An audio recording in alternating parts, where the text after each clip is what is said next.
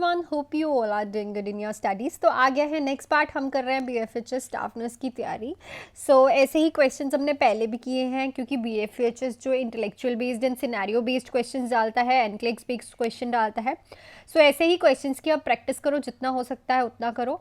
बीएफएचएस की सीरीज़ चल रही हैं, तो आप मेरी पिछली वीडियोज़ भी जाके देख सकते हैं बीएफएचएस की, जो रोज़ 3 बजे डालती हूँ मैं, ताकि आपकी तैयारी अच्छे से हो सके।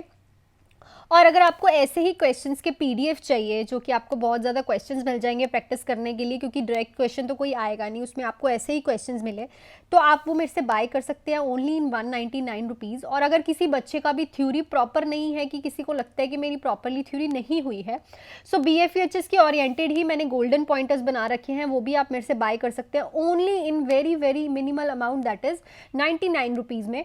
199 के पीडीएफ हैं और 99 रुपीज़ के गोल्डन पॉइंट्स हैं, पर अगर आप दोनों साथ में लेते हैं तो वो आपको पड़ेंगे 249 के ओनली, जो कि बहुत ही ज़्यादा हेल्पफुल है आपके बीएफएचएस का स्टाफ नर्स का जो एग्ज़ाम है क्रैक करने के लिए।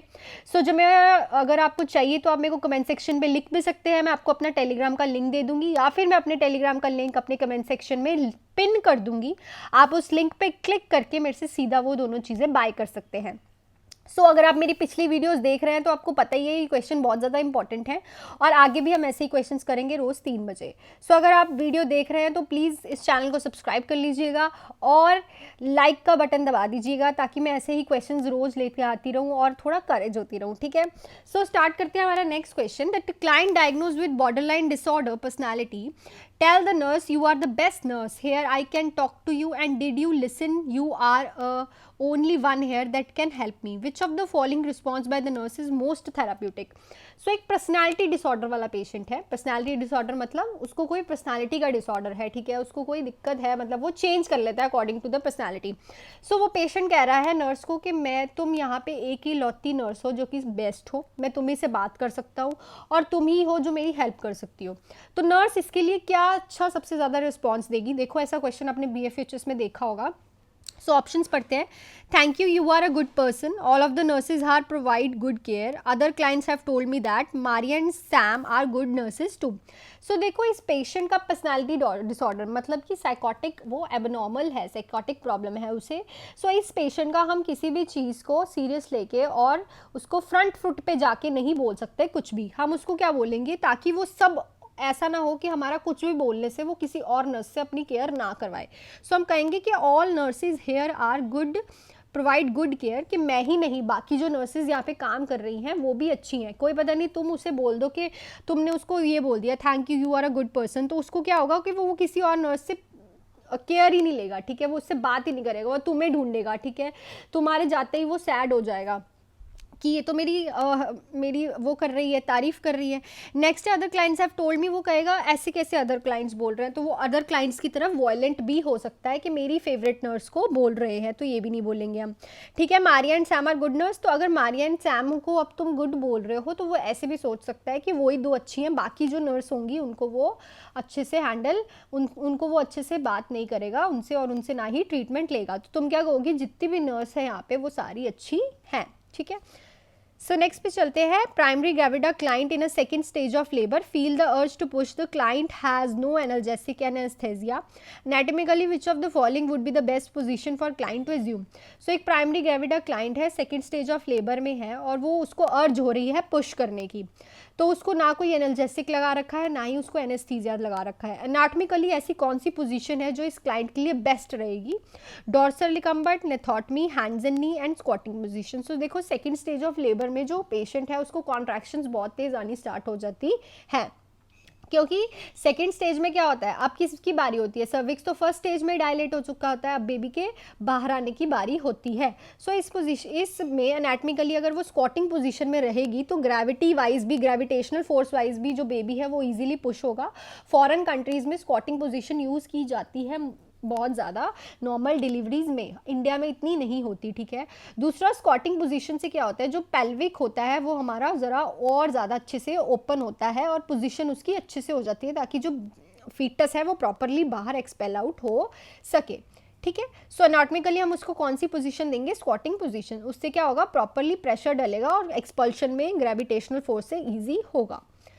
नेक्स्ट है, after instructing a client about episiotomy care which of the following client statement indicate successful teaching. तो हम एक क्लाइंट को एपिजोटमी केयर दे रहे हैं और ऐसी कौन सी स्टेटमेंट है जो क्लाइंट की हम सुनेंगे और हमें लगेगा कि वो इस चीज़ के बारे में समझ गया है कि एपिजोटमी केयर कैसे करनी है। तो पेशेंट अगर कहेगा I will use hot water to clean the episiotomy area, I wipe the area from front to back using a blotting motion, before bed time I will use a cold water sitz bath, I can use ice pack for 3 to 4 days after delivery.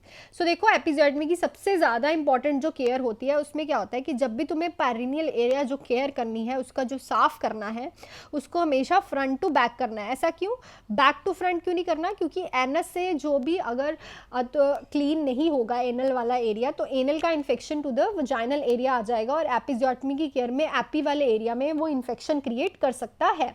So always go to less contaminated to the more contaminated area, क्योंकि anal वाला area जो है वो more contaminated area होता है। So less contaminated मतलब front to back. Front to back अगर वो कहेगी हमें स्टेटमेंट में तो इट मीन्स हम समझ जाएंगे कि वो सक्सेसफुल हुई हमारी टीचिंग, उसको समझाना कि एपिजोटमी केयर कैसे करते हैं। नेक्स्ट है, neonate has a large amount of secretion after vigorously suctioning the neonate allows should assess, या यहाँ पे आएगा nurse, the nurse should assess for what possible result. तो जब एक न्यू नेट था उसके हमने बहुत ज़्यादा सिक्रीशंस को विग्रेसली सक्शन किया है, उसके बाद ऐसी कौन सी असेसमेंट है जो पॉसिबली हमें देखनी पड़ेंगी जो कि कॉम्प्लिकेशन क्रिएट कर सकती है, bradycardia, rapid eye movement, seizures, tachycardia. So देखो जब भी हम किसी पेशेंट की या फिर न्यूनेट की सक्शनिंग करते हैं तो वो ब्रेडिकार्डिया में जा सकता है। ब्रेडिकार्डिया मतलब कि उसका जो पल्स रेट है, ठीक है, वो कम हो सकता है। तो उस पेशेंट में हम क्या चेक करेंगे, उस न्यूनेट में ब्रेडिकार्डिया में तो नहीं कहीं जा रहा, क्योंकि ऐसा पेशेंट फिर क्या हो सकता है, कॉम्प्लिकेशन क्रिएट हो सकती है सिक्रीशंस आउट होने के बाद। नेक्स्ट पे चलते हैं, while performing of complete assessment of a term neonate which of the following finding would alert the nurse notify paediatrician. तो अगर हम एक न्यूनेट की प्रॉपरली असेसमेंट कर रहे हैं कंप्लीट, तो ऐसी कौन सी फाइंड है जो कि हम नर्स जो है नोटिफाई करेगी पेडिट्रिशियन को। तो red reflex in the eye, expiratory grunt, respiratory rate of 45 breaths per minute, prominent xiphoid process. So देखो red reflex in the eye जो होता है वो कॉमन होता है, ठीक है, ये कॉमन होता है। Respiratory rate 45 breaths per minute भी नॉर्मल होता है न्यूनेट में, और प्रोमिनेंट एक्जीफॉइड प्रोसेस भी होता है। अगर आपने देखा होगा किसी न्यूनेट को असेसमेंट की होगी अपने क्लिनिकल एरिया में तो आपने देखा होगा जो जीफॉइड प्रोसेस है वो प्रोमिनेंट होता है न्यूनेट का। बट अगर कोई रेस्पिरेटरी ग्रंट ले रहा है तो इट मीन्स हमें वो पेडिट्रिशियन को बताना पड़ेगा, because it is an emergency और इट कैन क्रिएट कॉम्प्लिकेशन। इस हिसाब से हमें उससे सस्टिकेट भी करना पड़ेगा और ऑक्सीजन एडमिनिस्ट्रेशन भी करनी पड़ेगी। नेक्स्ट पे चलते हैं, when assessing for plan in a toddler which of the following method should be most appropriate. जब हम एक टॉडलर का असेस कर रहे हैं, प्लान असेस कर रहे हैं पेन, तो ऐसा कौन सा मेथड है जो कि मोस्ट अप्रोप्रिएट रहेगा। Ask the child about the pain, observe the child for restlessness, use a numeric pain scale, assess for change in vital signs. So obviously अगर वो टॉडलर है, पहली बात तो तुम उसको पूछ नहीं सकते, वो तुम्हें प्रॉपरली नहीं बताएगा। न्यूमेरिक पेन स्केल से भी तुम्हें नहीं पता चलेगा क्योंकि वो डिफरेंट एक्सप्रेशंस देगा। टॉडलर्स आर वेरी नॉटी, सो वो प्रॉपरली किसी चीज़ के बारे में नहीं बताते। तुम उसको देख सकते हो कि जो टॉडलर्स होते हैं वो बहुत ज़्यादा एक्टिव होते हैं। अगर वो रेस्टलेस है, मतलब कि they are very restless, it means कि उसको पेन बहुत ज़्यादा हो रहा है। सो टॉडलर्स में सबसे ज़्यादा अच्छा तरीका होता है कि हम उसकी रेस्टलेस चेक करते हैं, क्योंकि toddlers are the very naughty stage and a very active stage, ठीक है। तो इसलिए हम उसको क्या बोलेंगे, हम क्या देखेंगे कि उसका रेस्टलेस तो नहीं है टॉडलर को, ये चेक करके हम उसकी पेन से चेक कर सकते हैं। Next, when teaching a nursing assistant are new to the unit about the principle for the care of client diagnosed with personality disorder, the nurse should explain that। जब हम किसी न्यू नर्स आई है उसको हम उसकी केयर के बारे में बता रहे हैं, ठीक है। सो ऐसी और वो नई आई है, मतलब नई अभी इस यूनिट में आई है और उसको बता रहे हैं कि क्या प्रिंसिपल होते हैं एक क्लाइंट का जिसका पर्सनालिटी डिसऑर्डर है, उसको उसकी केयर के क्या प्रिंसिपल्स होते हैं। तो हम कैसे एक्सप्लेन करेंगे, the client are expected all through their behaviour, client need limits on their behaviour, the staff members are the primary ones left to care about these clients, the staff should use minimal humour when working with them. So देखो सबसे पहली बात तो जब भी हम किसी psychiatric unit में वर्क कर रहे हैं तो तो हमेशा जो उसका बिहेवियर होता है उसी बिहेवियर से हम क्लाइंट को एक्सेप्ट करते हैं, कभी भी हम उसको ऐसे नहीं कहते है तेरा बिहेवियर कैसा है, ठीक है। ऑलवेज तुम्हें, अगर तुमने साइकेट्रिक जब पढ़नी स्टार्ट हुई होगी तो तुम्हारे टीचर्स ने और तुम्हारे यूनिट में जो स्टाफ नर्स होगी उन्होंने बोला होगा कि हर एक पेशेंट को नॉर्मली लेके चलना है, किसी का जैसा बिहेवियर है वैसे ही एक्सेप्ट करना है उस बिहेवियर को। सब पे लिमिट्स लगाने की जरूरत नहीं होती, कुछ पेशेंट्स पे लिमिट लगानी होती है, कुछ पे नहीं। अगर तुम डिप्रेशन वाले पेशेंट पे लिमिट लगा दोगे तो वो तो ऑलरेडी लिमिटेड बोल रहा है, तो उससे क्या ही तुम एक्सपेक्टेशंस रखोगे, फिर उसका तो ट्रीटमेंट ही बेकार हो गया। हाँ, the staff member primary ones होते हैं लेफ्ट टू केयर, बट और भी आपने देखा होगा कि जो असिस्टेंट्स होते हैं, एनएज होते हैं, नर्सिंग असिस्टेंट्स, उनके साथ, डॉक्टर्स के साथ, काफ़ी लोगों के साथ क्लाइंट्स का बहुत अच्छा जो है वो केयर पैटर्न और ट्रीटमेंट और बिहेवियर चल रहा होता है। So this is not right, staff members are only ones, no, बहुत सारे भी होते हैं जो क्लाइंट्स को करते हैं। Staff member should minimal humour, no, ज़रूरी नहीं होता तुम उनके साथ ह्यूमर, कभी कभी तो क्लाइंट खुद चाहता है, डिप्रेशन वाले पेशेंट के साथ तो तुम ह्यूमर यूज़ करोगे, ठीक है, इन अ लीनियंट वे, ट्रीटमेंट के एक नॉर्मल वाइज, एक लेवल वाइज यूज़ करोगे, बट ये नहीं है कि मिनिमल वे में ही यूज़ करना है। नेक्स्ट पे चलते हैं। तो साइकेट्रिक के क्वेश्चंस ना ऐसे ही होते हैं, थोड़े कॉम्प्लिकेटेड होते हैं, ठीक है, तो इनकी जो तुम प्रैक्टिस करो, ठीक है। अगर तुम्हारे पास ऐसे क्वेश्चंस नहीं है तो तुम मेरे से पीडीएफ बाय कर सकते हो, ऐसे क्वेश्चंस आपको कहीं नहीं मिलेंगे, ठीक है, क्योंकि ऐसे एनक्लेक्स बेस्ड बहुत ही मेहनत से मैं क्वेश्चन बनाती हूँ, ठीक है।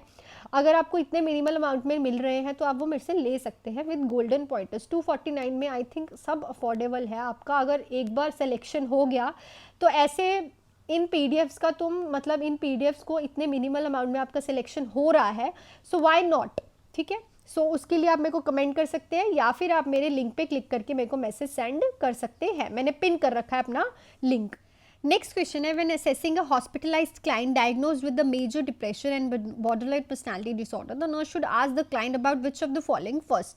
तो जब हम एक हॉस्पिटलाइज्ड क्लाइंट को असेस कर रहे हैं जो कि डायग्नोज हुआ है मेजर डिप्रेशन से और बॉर्डरलाइन पर्सनालिटी डिसऑर्डर से, तो नर्स जो है क्या आस्क करेगी सबसे पहले क्लाइंट को, assess to pills and weapons, suicidal plan, suicidal thought, seriousness of the client, intent to die.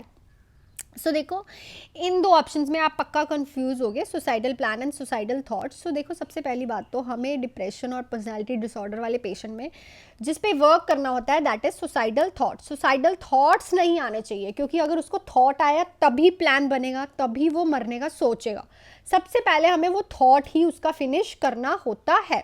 Suicidal thought जब वो बंदा सोचेगा ही नहीं तो उसका प्लान कैसे करेगा, है ना, ठीक है। पिल्स एंड वेपन्स का कोई ज़रूरत नहीं है, सबसे पहले पिल्स और वेपन्स भी तभी वो करेगा जब उसके अंदर वायलेंस और थॉट आएगा। सो पहले हमें सुसाइडल थॉट को जो है वो निकालना होता है।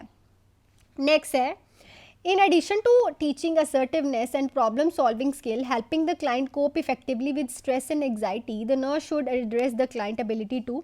so जब हम एक क्लाइंट का टीच कर रहे हैं कि उसकी प्रॉब्लम सॉल्विंग स्किल्स जो है और उसका जो कोपिंग है वो अच्छा हो सके towards the stress and anxiety, strength and anxiety के जो ऑपोजिट वो अच्छे से वर्क करे, उसके साथ कोपिंगली फाइट करे, उसके लिए हम क्या करेंगे, क्लाइंट को क्या एबिलिटी इंक्रीज करेंगे, उसकी सुप्रेस करेंगे, उसका एंगर बैलेंस करेंगे, check book, follow step by step direction, use conflict resolution skill. So सबसे पहले देखो, अगर तुमने उसका एंगर ही सुप्रेस कर दिया towards the stress and anxiety, so वो अंदर अंदर घुटता रहेगा, ठीक है। हमें कभी भी किसी स्ट्रेस एंड एंग्जाइटी वाले पेशेंट का एंगर जो है कम नहीं, हम उसको बोलते हैं वर्बलाइज कर, वोकल आउट कर, जो चीज़ तुझे डर लग रहा है बोल, फियर से है कुछ भी, ठीक है। So balance the chequebook, no, balance and chequebook में अकाउंटेबिलिटी चाहिए होती है सब, ठीक है, ये इससे रिलेटेड है ही नहीं। फॉलो स्टेप बाय स्टेप, अगर वो तुम्हारी ही डायरेक्शंस फॉलो करेगा तो वो खुद तो कभी लड़ ही नहीं पाएगा, खुद वो ये चीज़ निकाल ही नहीं पाएगा, खुद वो कोप ही नहीं कर पाएगा। सो हम क्या करेंगे, यूज़ करेंगे कन्फ्लिक्ट रेजोल्यूशन स्किल, उसे हम सिखाएंगे कि तुझे कैसे रेजोल्यूशन निकालना है, कैसे रिजॉल्व करना है कोई भी कॉन्फ्लिक्ट, कन्फ्यूजन, ठीक है, वो स्किल्स हम उसके एनहांस करेंगे। सो ऐसे ही आपको पेपर में भी अच्छे से क्वेश्चन पढ़ना है और अच्छे से करना है।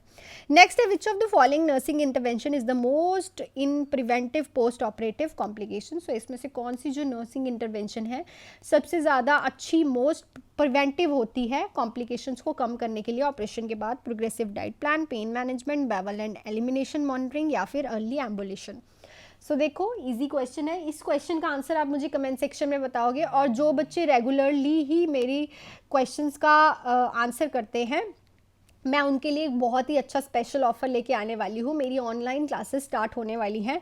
सो उन बच्चों के लिए बहुत ही ज़्यादा अच्छा ऑफ़र आने वाला है। सो मैं उन बच्चों को जानती हूँ जो कि रोज़-रोज़ मेरे कमेंट्स करते हैं। So thank you for supporting me and encouraging me.